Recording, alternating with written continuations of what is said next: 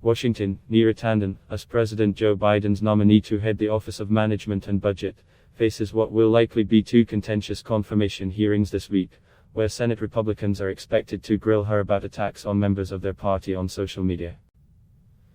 Tanden, 50, will appear at confirmation hearings on Tuesday before the Homeland Security and Governmental Affairs Committee and on Wednesday before the Budget Committee.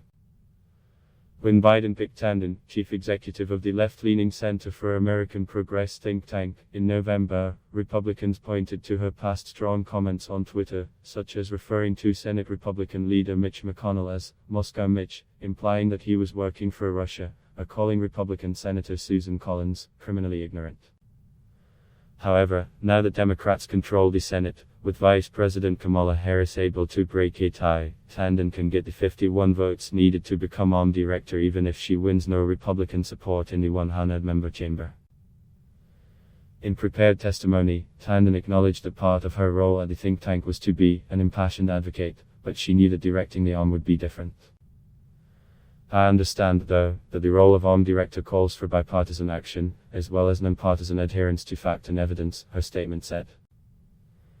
The Senate is also scheduled on Tuesday to begin the impeachment trial of former President Donald Trump, who is accused of inciting the deadly January 6 assault on the U.S. Capitol. Before her stint at the Center for American Progress, Tanden served in the administration of former Democratic President Bill Clinton. She also helped create former Democratic President Barack Obama's Affordable Care Act health insurance plan, which Republicans have tried repeatedly to repeal. She would be the first woman of color to serve as director of the OM, which acts as the gatekeeper for the $4 trillion federal budget. Tanden has been viewed as Biden's most controversial nominee, attacked not just by Republicans but also criticized by some of the most left-leaning Democrats for being insufficiently progressive. Democrats scoffed at Republican concern about Tanden's past tweets, many of which have been deleted.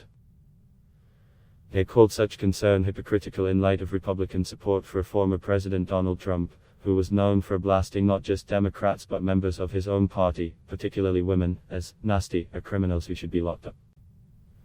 Democrats praised Tanden as experienced and qualified. She understands the everyday needs of working and middle-class families and has devoted her career in public service and public policy to building a better economy that works for all Americans, Senator Gary Peters, chairman of the Homeland Security Committee, said in a statement after meeting with her. Tanden also has been criticized from the left over her support for former Secretary of State Hillary Clinton rather than Senator Bernie Sanders during the 2016 Democratic presidential race. Sanders has not said publicly whether he will support Tanden's nomination. But the senator, who is now chairman of the Budget Committee, is unlikely to have scheduled her confirmation hearing if he were strongly opposed to her selection. A Sanders spokesman did not respond to a request for comment.